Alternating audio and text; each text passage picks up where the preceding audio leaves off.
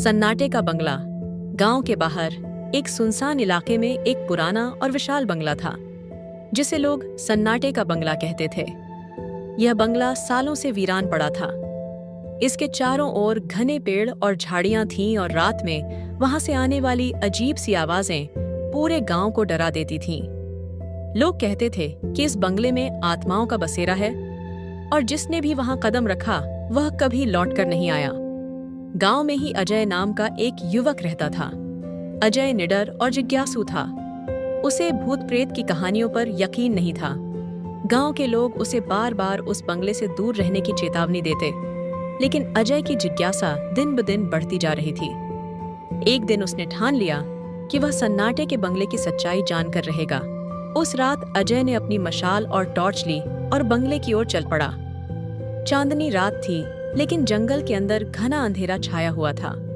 पत्तों की सरसराहट और झींगुरों की आवाजें माहौल को और भयानक बना रही थीं। जैसे ही वह बंगले के करीब पहुंचा, उसे महसूस हुआ कि हवा ठंडी और भारी हो गई है। बंगले के अंदर घुसते ही अजय को घुटन भरा माहौल महसूस हुआ। बड़े बड़े फर्श पर धूल जमी थी और दीवारों पर जाले लगे थे। हर कदम पर उसकी टॉर्च की रोशनी अजीब परछाइयां बनाती, मानो कोई उसकी हरकतों पर नजर रख रहा हो। तभी उसे ऊपर की मंजिल से किसी के चलने की आवाज सुनाई दी। अजय का दिल जोर जोर से धड़कने लगा, लेकिन उसने खुद को शांत किया। उसने सोचा, यह केवल मेरी कल्पना है। वह धीरे धीरे सीढ़ियों की ओर बढ़ा। ऊपर पहुंचते ही उसे एक कमरा दिखाई दिया, जिसकी दरार से हल्की हल्की रोशनी बाहर आ रही थी। अजय ने दरवाजा खोला। उसने देखा कि कमरे के बीचों बीच एक पुरानी लकड़ी की मेज रखी थी, जिस पर मोमबत्तियां जल रही थीं। दीवारों पर अजीबोगरीब चित्र और चिन्ह बने हुए थे।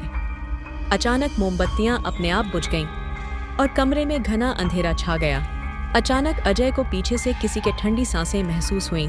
उसने झटके से पीछे मुड़कर देखा, लेकिन वहां कोई नहीं था। तभी एक भयानक हंसी कमरे में गूंजने लगी। अजय का कलेजा कांप उठा, लेकिन उसने खुद को संभाला और कमरे से बाहर भागने की कोशिश की, लेकिन दरवाजा अपने आप बंद हो गया। कमरे में अचानक एक साया प्रकट हुआ।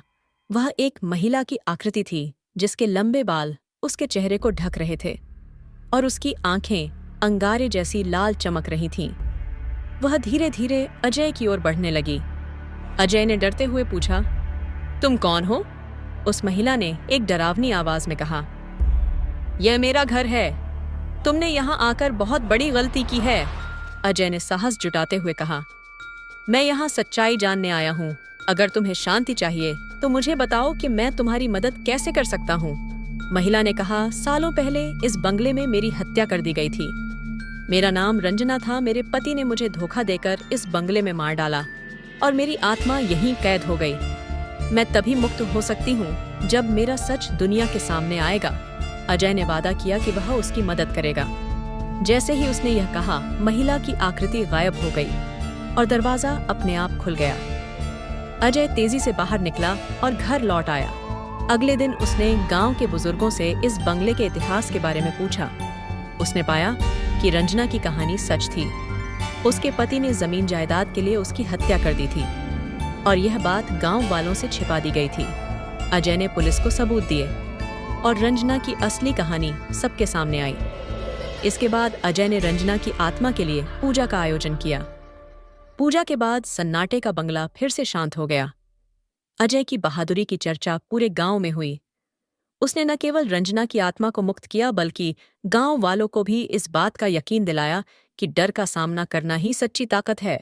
निष्कर्ष, सन्नाटे का बंगला अब वीरान नहीं था और उसकी कहानी एक उदाहरण बन गई कि सच्चाई और साहस से हर डर को हराया जा सकता है।